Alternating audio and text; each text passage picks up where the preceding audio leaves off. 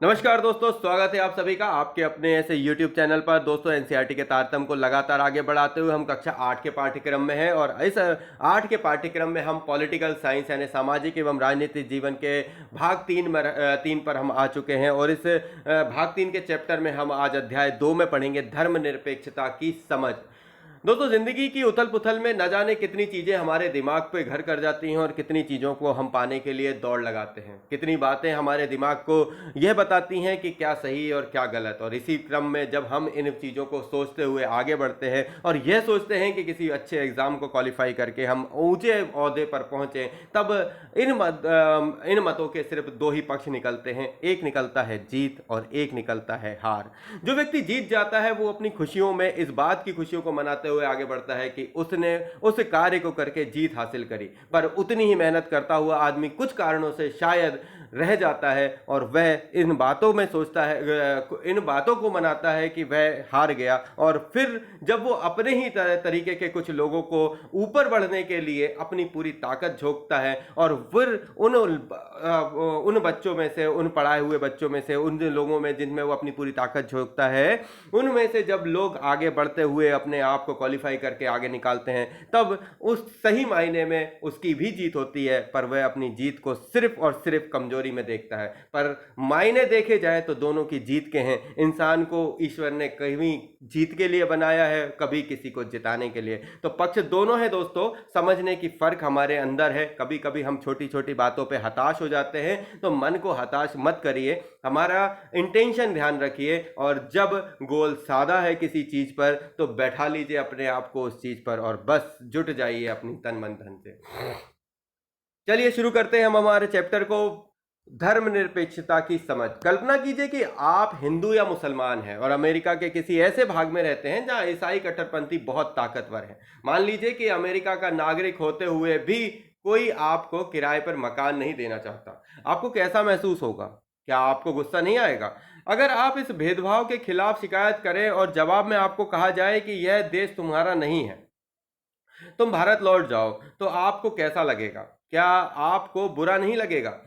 आपको यह गुस्सा दो रूप में ले आपका यह गुस्सा दो रूप ले सकता है। एक हो सकता है आप प्रतिक्रिया में यह कह दें कि जहां हिंदू और मुसलमान की तादाद ज्यादा है, वहां ईसाइयों के साथ भी इसी तरह का बर्ताव होना चाहिए। यह बदला लेने वाली बात है। या फिर आप यह राय बना सकते हैं कि सबको इंसाफ मिलना चाहिए। यह सोच के आधार पर आप संघर्ष का रास्ता चुनकर इस बात के लिए आवाज उठा सकते हैं कि धर्म और आस्था के आधार पर किसी के साथ भेदभाव नहीं होना चाहिए। यह सोच इस मान्यता पर आधारित है कि धर्म से संबंधित किसी भी तरह का वर्चस्व खत्म होना चाहिए। मतलब धर्म से संबंधित किसी भी तरह का वर्चस्व खत्म होना चाहिए। यही धर्मनिरपेक्षता का मूल मंत्र है और इस अध्याय में हम इसी पर चर्चा करेंगे कि भारतीय संदर्भ में इसका क्या अर्थ है। चलिए शुरू करते हैं इसको। इतिहास में हमें धर्मों के आधार पर भेदभाव, बेदखली और अत्याचार के अनेक उदाहरण मिलते हैं। शायद आपने पढ़ा होगा कि हिटलर ने जर्मनी में यहूदियों पर किस तरह का अत्याचार किए। वहां कई लाख लोगों को केवल धर्म के आधार पर मार दिया गया था। लेकिन अब यहूदी धर्म को मानने वाले इजराइल में भी मुसलमान और ईसाई अल्पसंख्यकों के साथ अमानवीय व्यवहार किया जा रहा है। सऊदी अरब में गैर मुसलमानों को मंदिर या गिरजाघर बनाने की छूट नहीं है। ना ही इन धर्मों के लोग यहाँ पूजा अर्चना के लिए किसी सार्वजनिक स्थल पर इकट्ठा हो सकते हैं।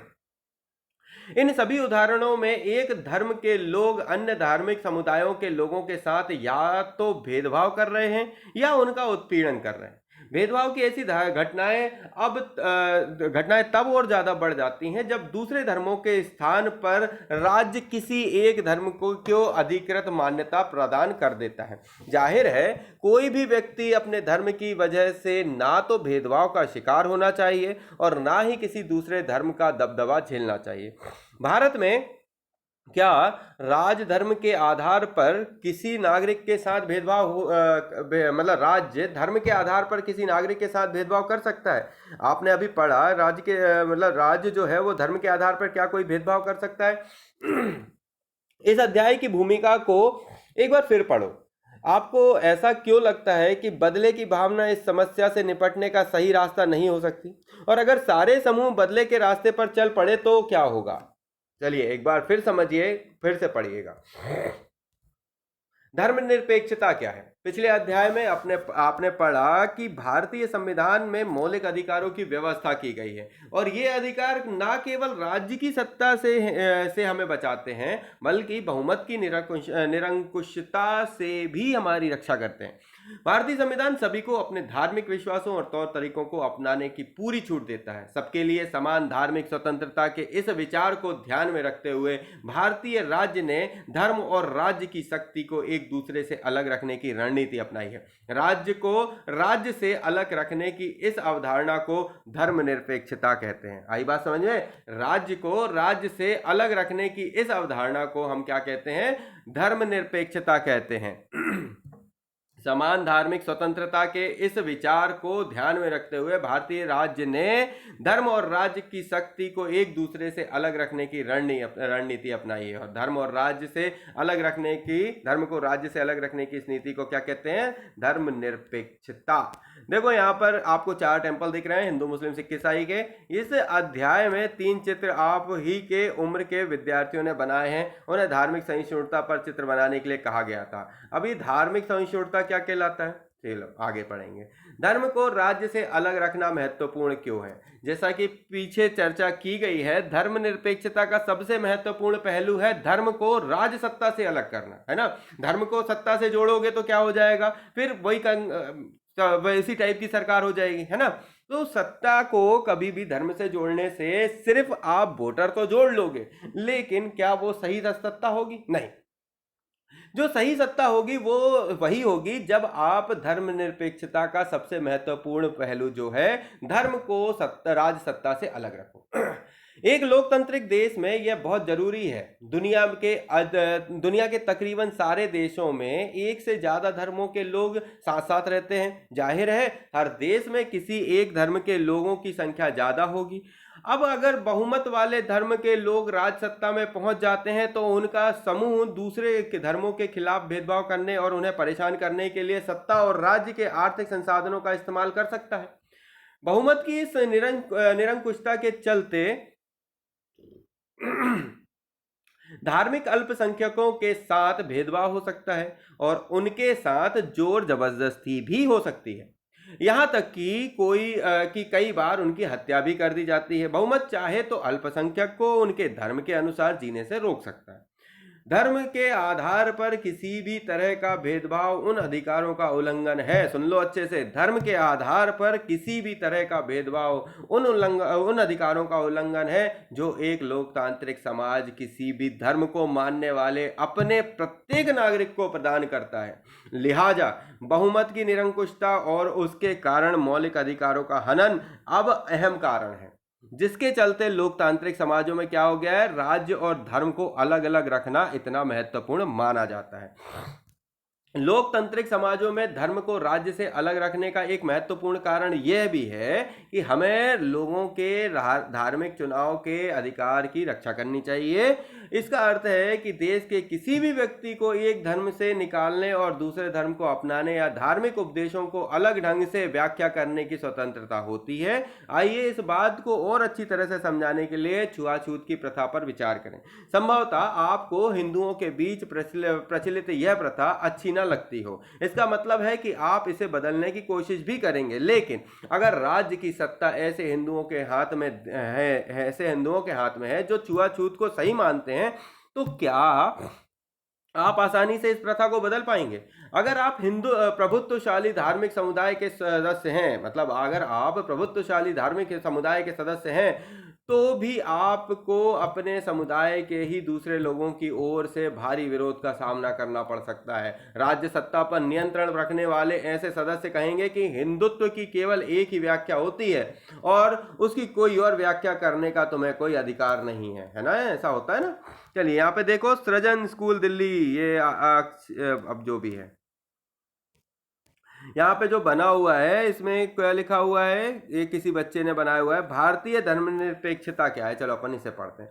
भारतीय संविधान में कहा गया है कि कि राज्य धर्मनिरपेक्ष रहेगा। क्या लिखा है, भारतीय राज्य क्या रहेगा, धर्मनिरपेक्ष रहेगा। और ये कौन, कहाँ लिखा हुआ है, भारतीय संविधान में कहा गया है, वहां लिखा है कि भारतीय राज्य धर्मनिरपेक्ष रहेगा।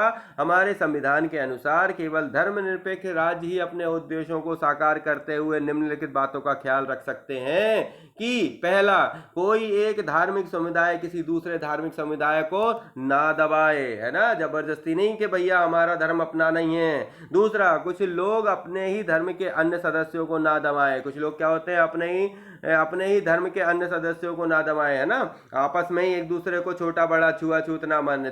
तीसरा, राज्य ना तो किसी खास धर्म को थोपेगा और ना ही लोगों की धार्मिक स्वतंत्रता छीनेगा। ठीक है, ये तीनों बातें हमारे संविधान में लिखी हुई हैं कि कोई भी धार्मिक समुदाय किसी दूसरे धार्मिक समुदाय को ना दबाए, है ना।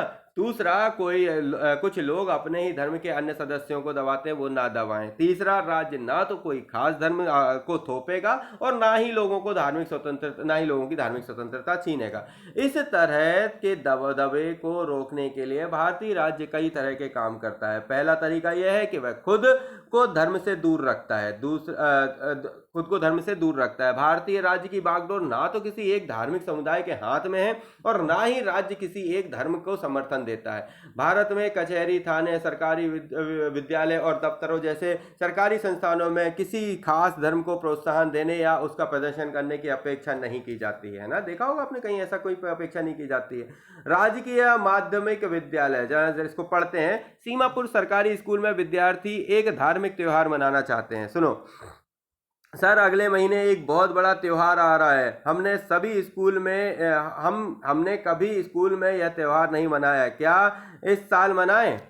नहीं रेखा, ऐसा नहीं हो सकता। हमारा स्कूल सरकारी स्कूल है, हम किसी एक धर्म को महत्व नहीं दे सकते। निजी स्कूल जो चाहे करें। सरकारी स्कूल अपनी चार दीवारी के भीतर कोई धार्मिक उत्सव आयोजित नहीं किया करते। वैसे भी ज़्यादातर धार्मिक त्योहारों पर सरकारी छुट्टी होती है, इसलिए हम इन त्योहारों को घर पर ही मना सकते हैं, ऐसा उनके टीचर ने कहा। मैंने इस दृष्टि से कभी सोचा नहीं था। मुझे लगता है कि स्कूल के बाहर हम कभी भी यह त्योहार मना सकते हैं। खैर कोई बात नहीं, हम लोग अपने मोहल्ले में तो इस त्योहार का आयोजन कर ही रहे हैं। तो इस तरीके से जो एक चर्चा है वो ये क्या बताती है कि सरकार कभी भी किसी धर्म को क्या करती है, धार्मिक त्योहार या धर्म को अपनाने के लिए नहीं, बाध्य नहीं है। मतलब सर्व धर्म के लिए है वो, लेकिन वो खुद किसी धर्म को नहीं अपनाती। उपरोक्त चित्रकथा पट में स्कूल के भीतर किसी धार्मिक त्योहार का आयोजन सभी धर्मों के साथ एक जैसा व्यवहार करने की सरकारी नीति के खिलाफ होता है। सरकारी स्कूल अपनी प्रातःकालीन प्रार्थनाओं या धार्मिक आयोजनों के जरिए किसी एक धर्म को बढ़ावा नहीं दे सकते। यह नियम निजी स्कूलों पर लागू नहीं होता। तो निजी स्कूल है, निजी का जो विद्यालय विश्वविद्यालय उन पर यह लागू नहीं होता। धार्मिक वर्चस्व को रोकने के लिए भारतीय धर्मनिरपेक्षता का दूसरा तरीका है हस्तक्षेप की नीति। इसका मतलब है कि सभी धर्मों की भावनाओं का सम्मान करने और धार्मिक क्रियाकलाप में दखल न देने के लिए राज्य कुछ खास धार्मिक समुदाय को कुछ विशेष छूट देता है ना। सरकारी स्कूलों में अक्सर कई धर्मों के बच्चे आते हैं। इस बात को ध्यान रखते हुए धर्मनिरपेक्ष राज्य के 3 उद्देश्यों को दोबारा पढ़िए। आप इस बारे में 2 वाक्य लिखिए कि सरकारी स्कूलों के किसी एक धर्म को बढ़ावा क्यों नहीं देना चाहिए। भाई दोगे तो फिर कैसे काम चलेगा, सरकारी नीतियों को, वही है ना, हमारे संविधान के खिलाफ हो जाएगी बात। कुछ दोस्तों ने हाल ही में स्कूटर खरीदे हैं, वे साथ साथ स्कूटर पर सैर पर जाने को तैयार हैं। अरे तुम्हारे पास हेलमेट तो है ना, दिल्ली में सबको हेलमेट पहनना पड़ता है, यही कानून है, फिर तुमने हेलमेट क्यों नहीं पहना? जुर्माना भरने का बड़ा शौक है क्या? फिक्र मत करो, मुझे जुर्माना नहीं देना पड़ेगा। अरे परमजीत, तुम पर जुर्माना क्यों नहीं होगा? देखो, पगड़ी पहनना सिख धर्म की एक बुनियादी उसूल है, इसलिए सरकार मुझे हेलमेट पहनने के लिए मजबूर नहीं कर सकती। तो ये बात आपने सुनी होगी, अगर नहीं सुनी होगी तो सुन लीजिए। जो सिख धर्म है उन पर देखो, चलो अपन पढ़ते हैं। इस चित्रकथा पट में सिख युवक परमजीत को हेलमेट पहनने की जरूरत नहीं है। कारण यह है कि भारतीय राज्य इस बात को मान्यता देता है कि पगड़ी पहनना सिख धर्म की प्रथाओं के मुताबिक महत्वपूर्ण है। लिहाजा इन धार्मिक आस्थाओं के दखलंदाजी से बचने के लिए राज्य ने कानून में रियायत दे दी। धार्मिक वर्चस्व को रोकने के लिए भारतीय निरपेक्षता को तीसरा तरीका हस्तक्षेप का तरीका है, और इसी अध्याय के पीछे आप छुआछूत के बारे में पढ़ चुके हैं, और यह इस बात के का उपयुक्त उदाहरण है कि किस तरह एक ही धर्म के लोग ऊंची जाति या जाति के हिंदू अपने ही धर्म के अन्य सदस्यों जो नीची जातियों को दबाते हैं। धर्म के नाम पर अलग थलग करने और भेदभाव को रोकने के लिए भारतीय संविधान ने छुआछूत पर पाबंदी लगाई है। इस उदाहरण में राज्य धर्म के नाम पर अलग थलग करने और भेदभाव को बढ़ावा देने वाली उस प्रथा को खत्म करने के लिए धर्म में हस्तक्षेप कर रहा है जो निचली जातियों के लोगों के मौलिक अधिकारों का हनन करता है, क्योंकि वे भी इसी देश के नागरिक हैं। इसी तरह माँ बाप की संपत्ति में बराबर हिस्से के अधिकार का सम्मान करने के लिए राज्य को समुदाय के धर्म पर आधारित निजी कानूनों में भी हस्तक्षेप करना पड़ सकता है। राज्य का हस्तक्षेप सहायता के रूप में भी हो सकता है। भारतीय संविधान धार्मिक समुदायों को अपने स्कूल और कॉलेज खोलने का अधिकार देता है। गैर प्राथमिकता के आधार पर राज्य से उन्हें सीमित आर्थिक सहायता भी मिलती है। भारतीय निरपेक्षता दूसरे लोकतांत्रिक देशों की धर्मनिरपेक्षता से किस तरह अलग है? ऊपर दिए गए 3 उद्देश्य दुनिया के अन्य धर्मनिरपेक्ष तो लोकतांत्रिक देशों के संविधान में दिए गए उद्देश्यों से मिलते जुलते हैं। अमेरिकी संविधान में हुए पहले संविधान संशोधन के जरिए विधायिका को ऐसे कानून बनाने से रोक दिया गया है जो धार्मिक संस्थानों का पक्ष लेते हों या धार्मिक स्वतंत्रता को रोकते हों। इसका मतलब है कि विधायिका किसी भी धर्म को राजकीय धर्म घोषित नहीं कर सकती, ना ही विधायिका किसी एक धर्म को ज्यादा प्राथमिकता दे सकती है। संयुक्त राज्य अमेरिका में राज्य और धर्म के पृथक्करण का मतलब है कि राज्य और धर्म दोनों ही एक दूसरे के मामलों में किसी तरह का दखल नहीं दे सकते। शायद आप समझ गए होंगे कि भारतीय धर्मनिरपेक्षता और अमेरिकी धर्मनिरपेक्षता के बीच एक अहम फर्क है। ऐसा इसलिए है कि अमेरिकी धर्मनिरपेक्षता में धर्म और राज्य के बीच स्पष्ट अलगाव के विपरीत भारतीय धर्मनिरपेक्षता में राज्य को धार्मिक मामलों में हस्तक्षेप करने की छूट दी गई है। आप पढ़ चुके हैं कि किस तरह भारतीय संविधान ने छुआछूत को खत्म करने के लिए हिंदू धार्मिक क्रियाकलापों में हस्तक्षेप किया है। भारतीय धर्मनिरपेक्षता में राज्य धर्म से अलग तो है, लेकिन धर्म से उसका फासला सैद्धांतिक है। इसका मतलब यह है कि संविधान में दिए गए आदर्शों के आधार पर राज्य किसी भी धर्म के मामले में हस्तक्षेप कर सकता है। ये आदर्श वह कसौटी मुहैया कराते हैं जिनके जरिए इस बारे में फैसला लिया जा सके कि हमारा राज्य धर्मनिरपेक्ष सिद्धांतों के अनुरूप काम कर रहा है या नहीं कर रहा है। भारतीय राज्य धर्मनिरपेक्ष है और धार्मिक वर्चस्व को रोकने के लिए कई तरह से काम करता है। भारतीय संविधान अपने नागरिकों को मौलिक अधिकारों का आश्वासन देता है। ये मूलभूत अधिकार इन धर्मनिरपेक्ष सिद्धांतों पर आधारित हैं, लेकिन इसका यह मतलब नहीं है कि भारतीय समाज इन अधिकारों का उल्लंघन बंद हो गया है, बल्कि वास्तव में ऐसे उल्लंघनों की वजह से ही हमारे सामने संवैधानिक व्यवस्था की जरूरत बनी हुई है। इस तरह के अधिकार के होने का ज्ञान हमें इन अधिकारों के उल्लंघन के प्रति संवेदनशील बनाता है। जब कभी भी ऐसा होता है तो हमें इसके खिलाफ सही कदम उठाने की क्षमता भी उसी से मिलती है। यहाँ पर आपने जो छोड़ा उसको देखते हैं। यहाँ पे लिखा हुआ है, इस संयुक्त राज्य अमेरिका में सरकारी स्कूलों के ज्यादातर बच्चे सुबह सबसे पहले वफादारी की शपथ यानी क्या करते हैं, वफादारी की शपथ लेते हैं। इस शपथ में ईश्वर की छत्र छाया, है ना, ईश्वर की छत्र छाया शब्द आते हैं। 60 साल से भी पहले ही वहाँ यह तय कर दिया गया था कि अगर यह शपथ किसी बच्चे की धार्मिक आस्था को ठेस पहुंचाती है तो उसे इसको दोहराने की जरूरत नहीं है। इसके बावजूद वहां ईश्वर की छत्र छाया वाक्यांश को कई बार कानूनी चुनौती दी जा चुकी है। चुनौती देने वालों का कहना है कि यह वाक्यांश अमेरिकी संविधान के पहले संशोधन में चर्च और राज्य के बीच किए गए पृथक्करण का उल्लंघन करता है। उपरोक्त चित्र में अमेरिका के सरकारी स्कूल के बच्चे वफादारी की शपथ लेते हुए दिखाई दे रहे हैं। क्या आप भारत के किसी भी भाग से हाल की कोई ऐसी घटना बता सकते हैं जहां संविधान के धर्मनिरपेक्ष आदर्शों का उल्लंघन किया गया हो और लोगों को उनके धर्म की वजह से प्रताड़ित किया गया हो या मारा गया हो? देखिए, ऐसा कोई भी अगर आपके पास एग्जाम्पल है या आपने सुना है तो इसके बारे में आप अपने मुझे कमेंट कर सकते हैं, या फिर आप अपने परिवार में या किसी अपने टीचर के साथ या किसी भी अपने गुरु के साथ या अपने भाई बहन के साथ मिलकर इस बात पे चर्चा कर सकते हैं। चर्चा करने से आपके पास तथ्यात्मक रूप से कुछ चीजें आएंगी और जो पेपर की कटिंग है उन सभी कटिंगों को आप अपने पास संभाल के रखिए, क्योंकि ये सारी चीजें आपको कहीं ना कहीं उन छोटे छोटे पॉइंटों को जोड़ने के काम आती हैं जो जब कभी अपन को लिखने की जरूरत पड़ती है तो वो अपन यूज कर सकते हैं। फरवरी 2004 में फ्रांस में एक कानून बनाया गया था। इस कानून में प्रावधान किया गया कि कोई भी विद्यार्थी इस्लामी बुर्का, यहूदी टोपी या बड़े बड़े ईसाई क्रॉस जैसे धार्मिक अथवा राजनीतिक चिन्हों या प्रतीकों को धारण करके स्कूल में नहीं आएगा। फ्रांस में रहने वाले उन अप्रवासियों ने इस स्कूल का काफी विरोध किया। वे मुख्यतः अल्जीरिया, ट्यूनीशिया और मोरक्को आदि उन देशों से आए थे जो पहले फ्रांस के उपनिवेश थे।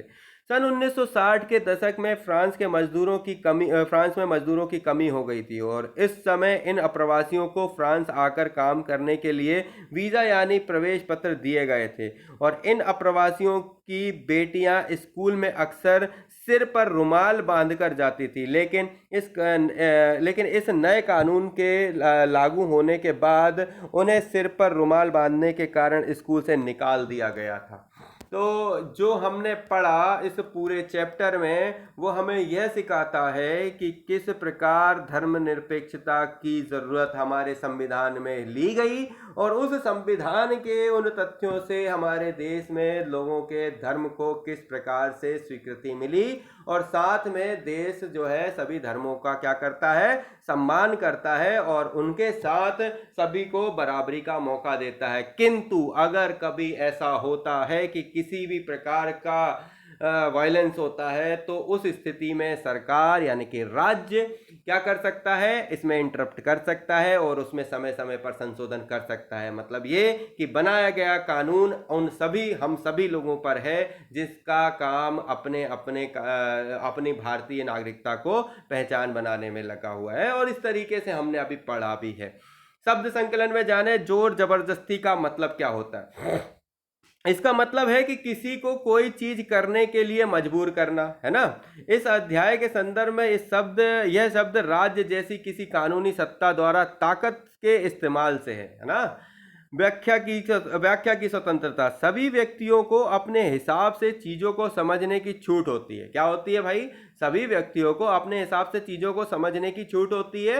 इस अध्याय में व्याख्या की स्वतंत्रता का मतलब है कि हर एक व्यक्ति अपने धर्म की समझ और अर्थ खुद तय कर सकता है। हस्तक्षेप, प्रस्तुत अध्याय में इसका मतलब है संविधान के सिद्धांतों के अनुरूप किसी मामले को प्रभावित करने के लिए राज्य की ओर से होने वाला प्रयास। तो इस प्रकार से हमने जो पूरे चैप्टर को पढ़ा, उस चैप्टर को समझा, बहुत अच्छी तरीके से हमने जाना। राज्य में धर्मनिरपेक्षता की समझ को हमने इस अध्याय 2 में कंप्लीट किया। ऐसे ही अच्छे चैप्टर हम लगातार जारी रखेंगे। हमारा निवेदन है आप सभी से कि हमारे चैनल को सब्सक्राइब करिएगा, चैनल को शेयर करिएगा, लाइक और कमेंट जरूर करिएगा। दोस्तों, उन सभी लोगों तक पहुंचाइए जिन्हें हम एनसीईआरटी पढ़ा सकते हैं और उनकी मदद कर सकते हैं। आपकी मुहिम हमारे साथ रहेगी तो हम जरूर आपके साथ होकर आगे की तरफ चलना शुरू कर देंगे। दोस्तों, इसी के साथ आप सभी लोगों के लिए नए चैप्टर जब तक हमारे पास नहीं है तो हम आपसे इजाजत लेते हैं। फिर मिलेंगे दोस्तों। जय हिंद, जय भारत। थैंक यू दोस्तों।